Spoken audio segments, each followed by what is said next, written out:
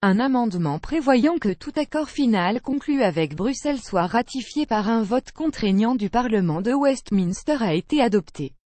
Le Monde 13/12/2017 à 21h41 alors que Madame May dispose d'une courte majorité, de 13 voix, à la Chambre des communes, le député conservateur et ancien procureur général Dominic Grieve a soumis un amendement prévoyant que tout accord final conclu avec Bruxelles soit ratifié par un vote contraignant du Parlement de Westminster, lequel a été adopté par 309 voix contre 305.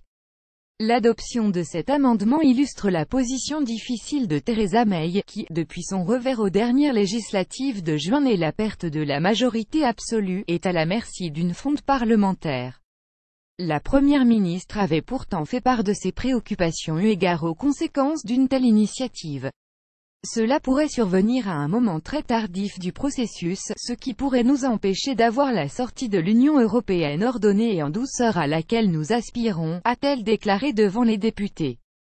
Passage à la deuxième phase des discussions du Brexit. Ce revers, le premier depuis l'examen du projet de loi, vient ternir la dynamique positive sur laquelle surfait la dirigeante après la conclusion, vendredi, d'un compromis avec Bruxelles sur les conditions du Brexit.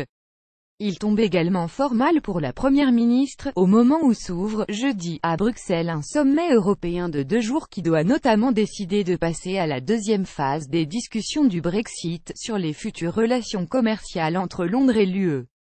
Nous sommes déçus que le Parlement ait voté en faveur de cet amendement, a réagi dans un communiqué un porte-parole du ministère du Brexit.